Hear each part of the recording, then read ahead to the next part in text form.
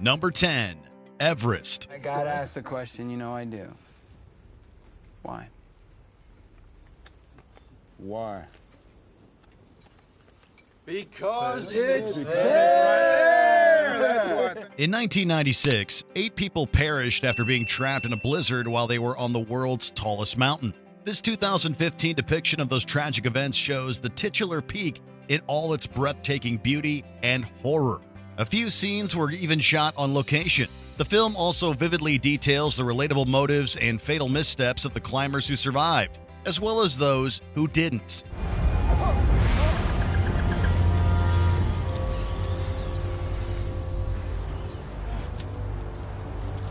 Jason Clarke and Jake Gyllenhaal portray 2 of the doomed expedition leaders. Josh Brolin, John Hawkes, and Naoko Mori all deliver strong performances as climber clients. Seven summits. Huh? Come in. I'm so proud of you, Yasuko.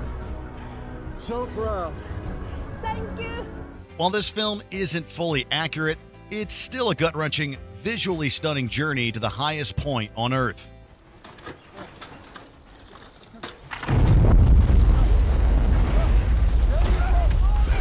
Number 9. K19 The Widowmaker. This fictionalized account of a real-life nuclear accident on a submarine in 1961 flopped at the box office despite a big budget and stellar cast. Liam Neeson played Captain Polenin, who gets demoted in favor of Harrison Ford's Captain Vosterkov. Simulate flooding in the F torpedo room and emergency service. A rapid ascent beneath the ice cap is not advisable, Captain. I did not ask for your advice. The leads lock horns on the maiden voyage of the Soviet Union's first sub, both powered by a nuclear reactor and armed with nuclear missiles. Their clash heats up when the sub's reactor springs a leak in its coolant system. How did this happen? I don't know, Captain. The core's heating up. The mission's over. I'll tell you when the mission is over. As the dueling captains and reactor team battle to save the vessel, crew, and their honor, a mutiny compounds their problems. Awkward accents and historical inaccuracies aside, this flick is worth watching solely for the way Ford and Neeson chew up the underwater scenery. I'll send you to the gulag, like your father. Well, it's a family tradition, isn't it? Number 8. Tora, Tora, Tora.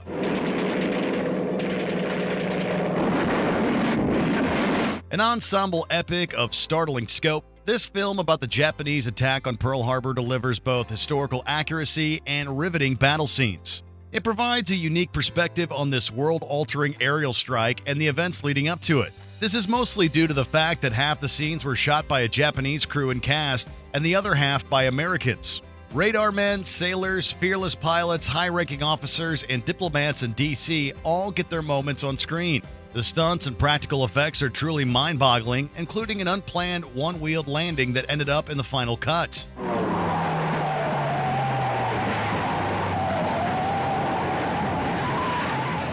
Entertaining and informative, this classic brings to life the tragic circumstances that pulled the U.S. into World War II. 眠れる巨人を起こし奮い立たせる結果を招いたも同然である。 Number 7. Alive. Mother of God, no! Oh shit! Full throttle. Come on, full throttle! Come on! What happened? Are we supposed to fly that close to the mountains? On October 13th, 1972, the plane carrying a rugby team from Uruguay and other passengers crashed into the Andes Mountains. This movie recounts the survivors' harrowing 72-day-long ordeal. The miracle of the Andes, that's what they called it. Poetic monologues by John Malkovich open and close the film, with the in-story narrative kicking off shortly before the plane goes down. After crashing, the team's captain leads an effort to care for the wounded and ration supplies. 2 medical students do what they can, but injuries, cold, and starvation take their toll. Now, if the search has been called off, then we're on our own to save our lives, and we've got to eat. Eat what?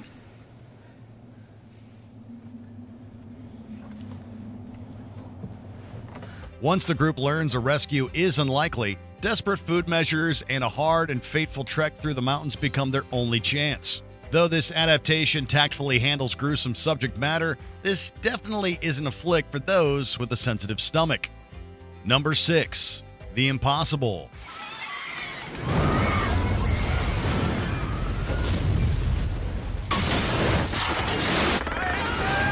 The 2004 Indian Ocean tsunami was one of the deadliest natural disasters in human history. This film mostly shows the destruction through the lens of a single family on a trip to Thailand.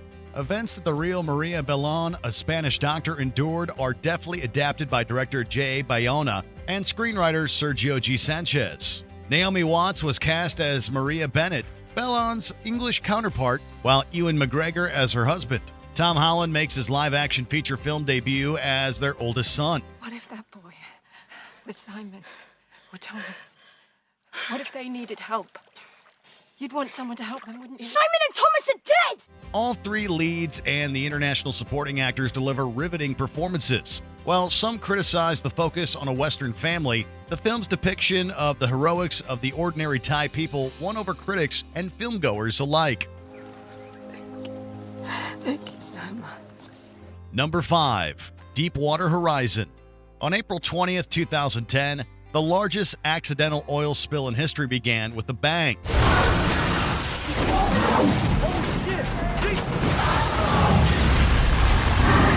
This film does a remarkable job of visually depicting the scope of the destruction. Ominous underwater shots of the gradually failing cement seal build tension. The effects are incredible, with many being done practically, lending a sense of weight and realism to the fiery mayhem.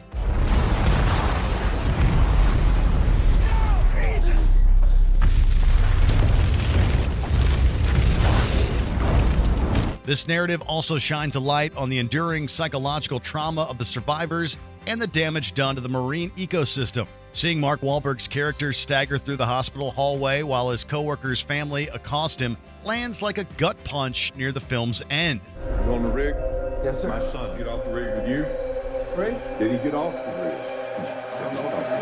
Where is my son? Kurt Russell and John Malkovich turn in rousing performances as well in this fiery drama. You're a $180 billion company and you cheat. That's why we're a $186 billion company. We worry about those bills. I worry about my rig. My crew lives on it. You just rent it. Number 4. The Perfect Storm.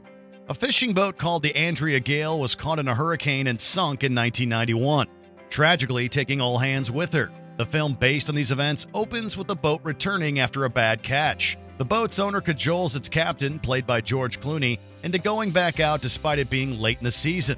Coach, you're trying to put a charge on my ass. You're on a cold streak. I'm trying to encourage you to catch fish. I'm gonna bring you more fish than you ever dreamed of. Next time I fish out the Grand Banks, they're not gonna be so grand anymore. Mary Elizabeth Mastrantonio appears as another fishing boat captain and Clooney's love interest. She tries to convince Clooney's character the weather is too dangerous to no avail. This could be a triple header. Linda, you're behind me, so's your weather. Yeah, but Billy, you gotta go through it to get back. Good point. Billy, you're not gonna like this, but I'm gonna say it anyway. You be careful. The ship's luck seems to change after a good catch, until it's caught in the hurricane. Clooney's Ahab-like scream as he charges full throttle into a towering rogue wave makes for one hell of a climax.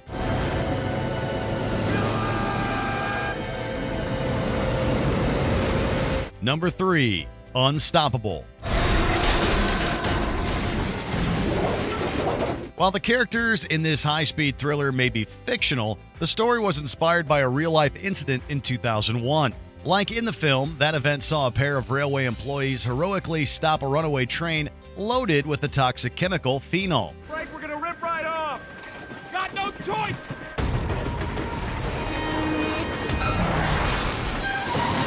Denzel Washington nails his depiction of a veteran engineer who risks his life despite getting screwed over by his employer. He epically clashes with a broody Chris Pine who plays Will Coulson, a newbie conductor distracted by problems with his marriage. I've had my training, all right? Yeah, but we're out here in the real world. This ain't training.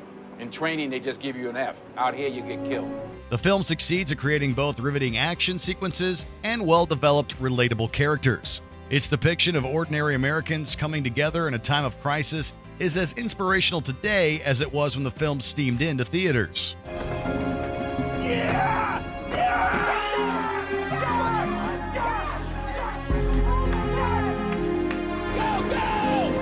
Go, Will! Number 2. Titanic.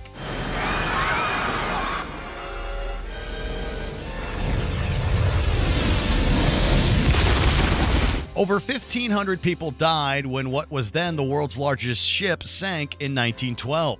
This cataclysm serves as the backdrop for one of the highest-grossing films of all time. It opens in 1996 as an undersea explorer discovers a picture of a beautiful woman in the Titanic's wreckage. Within the drawing, they see a woman wearing an uber-valuable necklace which the explorer is trying to locate. Rose, now an old woman, reaches out and explains everything that happened. Titanic was called the Ship of Dreams. And it was. It really was. Kate Winslet's turn as the young Rose launched the English actress into international stardom, and it's easy to see why. I'm flying. Although we know the ship will sink, the desire to see how Rose's and Jack's love story concludes kept us captivated till the end. Never let go. I will never let go, Jack.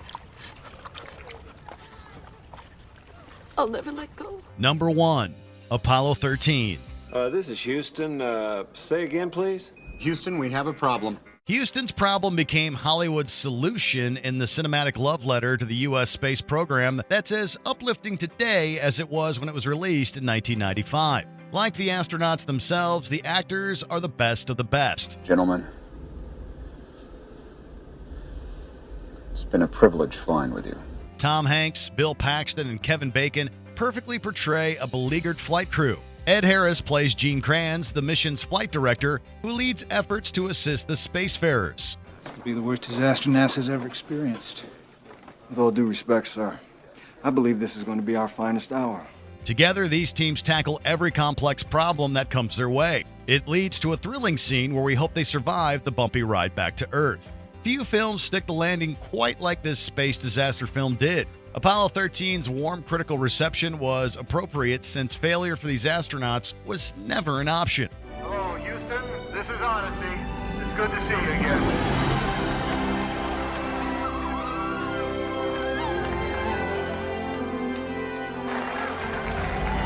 Did you enjoy this video? Check out these other clips from WatchMojo and be sure to subscribe and ring the bell to be notified about our latest videos.